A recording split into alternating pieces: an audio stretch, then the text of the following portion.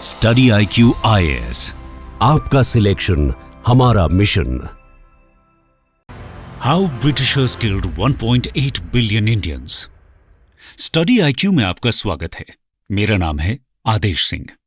दोस्तों, आज इस वीडियो में हम ब्रिटिश राज के उस एरा को डिस्कस करेंगे जिस दौरान इंडियंस पर करीब 200 सालों तक एट्रोसिटीज की गईं। इसकी कहानी वैसे तो 1600 में ईस्ट इंडिया कंपनी के बंगाल में कदम रखने से शुरू होती है, जो ब्रिटिश रूल के एक्सपेंशन का एक मोड बनकर इंडिया आई थी और धीरे धीरे कोलकाता, मद्रास और बॉम्बे तक फैलकर इंडिया के हर हिस्से में पहुंचने लगी।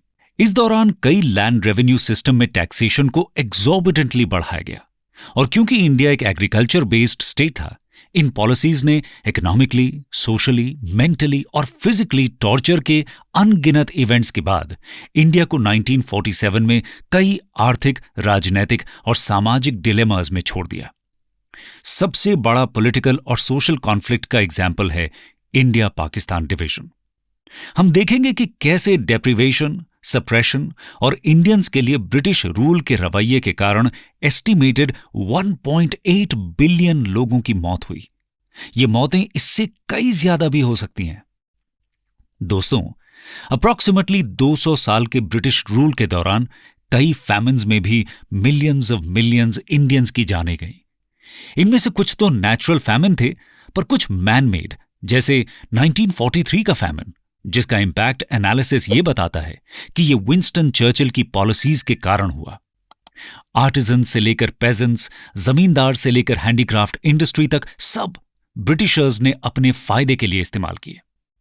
हैंडीक्राफ्ट इंडस्ट्री जो इंडिया में फल फूल रही थी, खत्म हो गई और इनकी जगह इंग्लैंड में बने हुए प्रोडक्ट्स ने ले ली। हमने हमेशा से डिवाइड एंड रूल का कॉन्सेप्ट सुना है।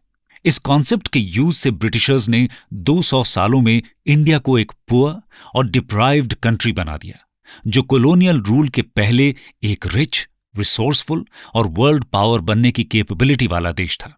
दोस्तों, इंडियंस ने कई छोटे बड़े रिबेलियंस किए जो lack of political will and proper planning और लॉन्ग टर्म गोल के न होने के कारण फेल तो हुए, पर इससे एक चैनलाइजिंग पावर मिलती गई और 1885 में कांग्रेस नेशनल लेवल पर पॉलिटिकल मूवमेंट के तौर पर सामने आई।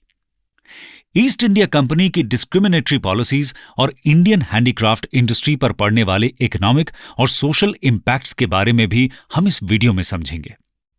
इंडियाज स्ट्रगल फॉर इंडिपेंडेंस में ऑथर्स बताते हैं कि 1763 से 1856 के बीच 40 मेजर रिबेलियंस और हंड्रेड्स ऑफ माइनर रिबेलियंस हुए।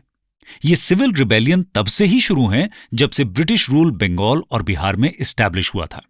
1857 के रिवोल्ट से पहले 1763 से 1800 तक सन्यासी रिबेलियन हुआ। 1766 से 72 के बीच बंगाल और बिहार में चुआर अपराइजिंग हुई। ईस्टर्न इंडिया में भी 1763 से 1840 तक कई रिबेलियंस हुए, जिन्होंने एक कलेक्टिव और एंटी कॉलोनियल अप्रोच वाले मास रिबेलियंस का रास्ता तैयार किया।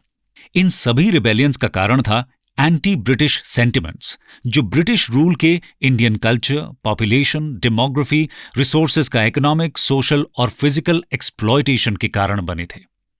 सबसे पहले हम ब्रिटिश रूल में इंपोज की गई मेजर पॉलिसीज को समझ लेते हैं।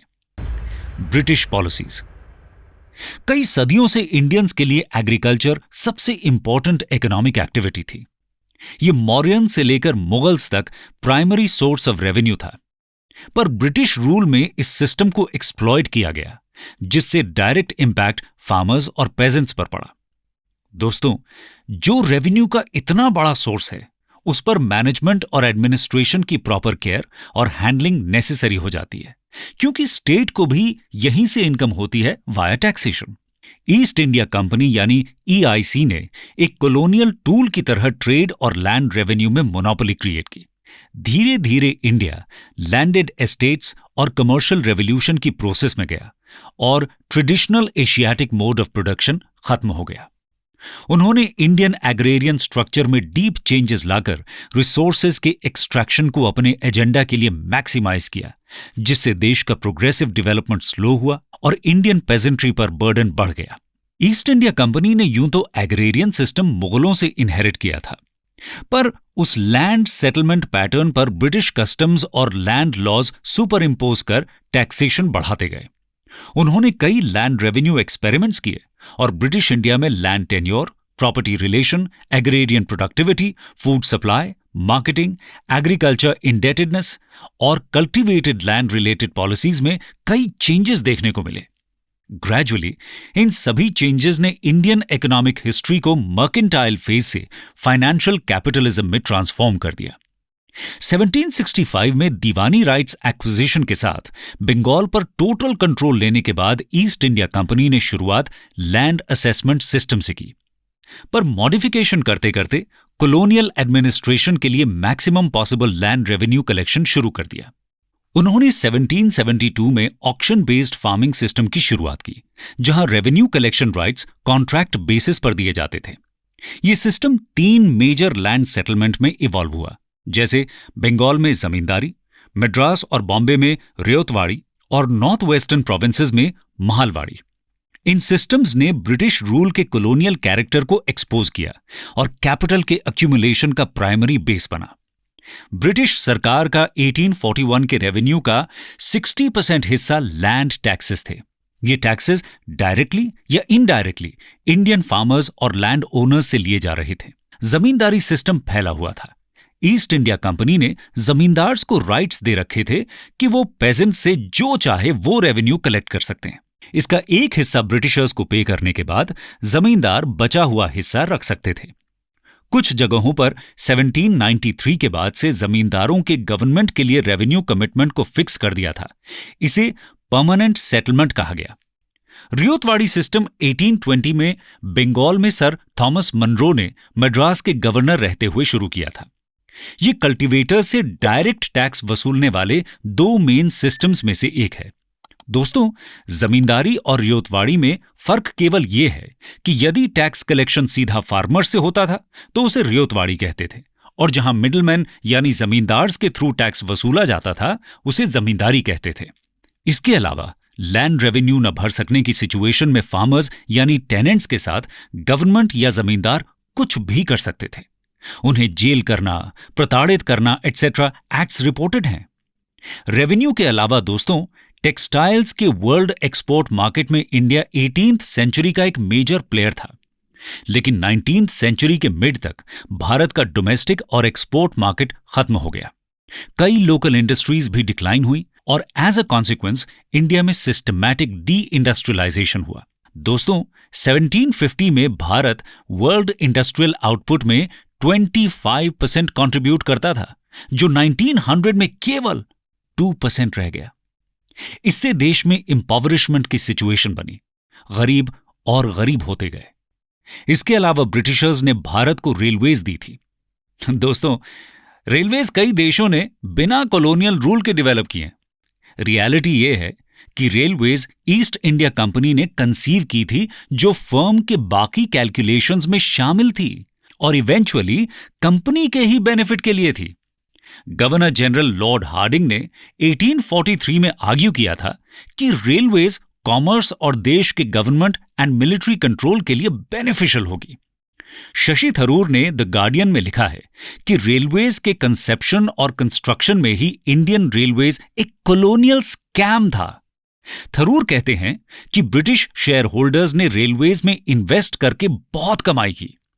ब्रिटिश गवर्नमेंट ने जो डबल रिटर्न्स की गारंटी दी थी, वो इंडियन टैक्स पेयर पर प्रेशर बढ़ाने से पूरी की जाती थी। ब्रिटिशर्स जो कोल, आयरन ओर, कॉटन जैसे प्रोडक्ट्स एक्सट्रैक्ट करते थे, रेलवेज उसे पोर्ट तक ट्रांसपोर्ट करने के काम आती थी। थरूर कहते हैं कि इंडियंस को ट्रैवल करने के लिए 3rd क्लास कंपार्टमेंट्स थे, जिनमें इंडियंस को भर दिया जाता था, जिसमें कोई सुविधाएं नहीं थी। दोस्तों, इसके अलावा दोनों वर्ल्ड वॉर्स में ब्रिटिश इंडिया के सोल्जर्स ने पार्टिसिपेट किया था, जो ब्रिटेन के फेवर में लड़ रहे थे। ब्रिटिशर्स की हाई हेडेडनेस के कारण किया गया जलियांवाला मैसेकर भूला नहीं जा सकता। एक एस्टिमेट के मुताबिक उत्सा पटनायक, जो जवाहरलाल नेहरू यूनिवर्सिटी में इकोनॉमिक्स की प्रोफेसर हैं, उन्होंने बताया है कि ब्रिटिशर्स ने 1765 से 1938 के बीच भारत से $45 ट्रिलियन की लूट की है। उन्होंने यह भी बताया है कि इकोनॉमिक और सोशल डेप्रिवेशन के कारण 1757 से 1947 के बीच 1.8 बिलियन डेथ्स हुई हैं, जो कि अवॉइडेबल थी। यह एक एस्टिमेट है जो 200 साल के ब्रिटिश रूल में मेजर इवेंट्स को मैथमेटिकली एनालाइज करके बनाया गया है। ये डेथ्स दोस्तों अवॉइडेबल इसलिए थी क्योंकि यदि पॉलिसीज और टैक्सेशन रीजनेबल होते तो लाखों लोग भूखमरी और बीमारी से बच सकते थे। ऐसा नहीं था कि टैक्स कम होने से बीमारियां, नेचुरल डिजास्टर और फैमिन नहीं आते, पर तब लोगों के पास इलाज से लेकर खाने पीने और एक अच्छी जिंदगी जी सकने के लिए फाइनेंसेस होते। आइए थोड़ा और डीप डाइव करते हैं कि कैसे ये डेथ्स हुई। How did 1.8 billion Indians die? Utsa Patnaik कहती हैं कि इन डेथ्स का प्राइमरी रीजन है इम्पोज्ड पॉवर्टी। इम्पोज्ड पॉवर्टी का मतलब है ऐसी गरीबी जो फोर्सफुली बनाई गई हो। ब्रिटिशर्स की एक्सप्लॉयटेटिव पॉलिसी से इंड्यूस की गई पॉवर्टी के कारण अवॉइडेबल डेथ्स, मोर्टेलिटी, प्रेमेच्योर डेथ और ऐसी मौतें जो होनी ही नहीं चाहिए थी बढ़ गई थी। इसका एस्टिमेट लगाने के लिए ब्रिटिश इंडिया में होने वाली एक्चुअल डेथ्स और पीसफुल वेल गवर्न्ड कंट्री में सेम डेमोग्राफी के साथ होने वाली डेथ्स का अंतर स्टडी किया गया। इस स्टडी में बहुत ही वाइड डिफरेंस पाया गया, जिससे हम ये कह सकते हैं कि इनका कारण एंटी इंडिया पॉलिसीज थी। उत्सा पटनायक 2 सेंचुरीज तक इंडिया में ब्रिटिश इंपीरियलिज्म को ब्रिटेन का आउशविट्स कहते हुए जर्मनी में हुए होलोकॉस्ट का रेफरेंस देती हैं। आइए अब नजर डालते हैं इसकी क्रोनोलॉजी पर। Chronology of deaths. 1769-70 में ग्रेट बंगाल फैमिन आया, जिसमें ओवर टैक्सेशन के कारण 1 करोड़ लोगों की डेथ हुई। उस वक्त बंगालीज की कुल आबादी 3 करोड़ थी। इसका मतलब करीब 33% पॉपुलेशन मौत के घाट उतर गई। 1769-70 से 1942-43 के बंगाल फैमिन के बीच कई मैन मेड फैमिन्स आए, जिसमें मिलियंस ऑफ इंडियंस मारे गए। विंस्टन चर्चिल ने 1943 फैमिन के वक्त Australian food supply world war II के लिए स्टॉकपाइल करने के लिए ब्रिटेन डाइवर्ट की थी। दोस्तों, यह स्टॉकपाइलिंग तब हो रही थी जब millions of Indians were starving to death. Bengal famine 1943 में अलोन 3 to 5 मिलियन लोगों की डेथ हुई थी। चर्चिल ने स्टेटमेंट में कहा भी था कि वो इंडियंस की परवाह नहीं करते, क्योंकि इंडियंस रैबिट्स के जैसे बच्चे पैदा करते हैं। यदि बच्चे पैदा होते हैं तो 1860 से 1934 के बीच पॉपुलेशन ग्रोथ क्यों नहीं दिखती? जी हां दोस्तों, 1860 से 1934 के बीच इंडिया की पॉपुलेशन 292 मिलियन ही रही, in spite of a very high birth rate. इससे यह इंडिकेशन है कि इस दौरान 745 मिलियन डेथ्स और on an average 10 million deaths per year के रेट से मौतें हुई थी। इंडियन सेंसस डेटा के मुताबिक 1757 से 1837 के बीच 592 मिलियन, 1837 से 1901 के बीच 497 मिलियन और 1901 से 1947 के बीच 418 मिलियन एस्टिमेटेड डेथ्स हुई हैं।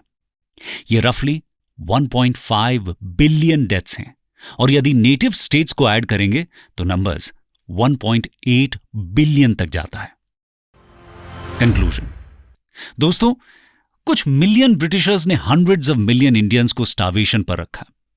कांग्रेस एमपी शशि थरूर ने अपनी बुक इनग्लोरियस एम्पायर में बताया है कि जब ब्रिटिशर्स ने भारत को छोड़ा तब literacy rate 16%, life expectancy 27 years और प्रैक्टिकली कोई भी डोमेस्टिक इंडस्ट्री नहीं थी जिसे सस्टेन कर सकते थे। इसके अलावा 90% पॉपुलेशन गरीबी में जी रही थी। आज हम इसे बीपीएल यानी बिलो पॉवर्टी लाइन कहते हैं। यह कहानी इंडिपेंडेंस के बाद बदलती नजर आई, जब surprisingly absence of famine, avoidable deaths from deprivation कम हुआ। एक एस्टिमेट के मुताबिक 1950 से 2005 तक 0.35 अवॉइडेबल डेथ्स हुई हैं। इसके अलावा जाते हुए इंडो पाकिस्तान का ग्रूसम पार्टीशन किया गया, जिसके कारण हिंदू मुस्लिम राइवलरी पनपती रही। इससे कम्युनलिज्म और हेट्रेड का माहौल आज तक चलता आ रहा है। इस पार्टीशन से हार्मनी डिस्टर्ब होने के साथ साथ इकोनॉमिकल लॉसेस भी हुए। दोस्तों, यह था डिस्कशन ब्रिटिशर्स की एंटी इंडिया पॉलिसीज से हुई ह्यूमन ट्रेजेडी का। आप इस मुद्दे पर क्या सोचते हैं, हमें जरूर बताइए, और इस वीडियो को शेयर करना ना भूलें। Take care and God bless. Study IQ IAS, आपका सिलेक्शन हमारा मिशन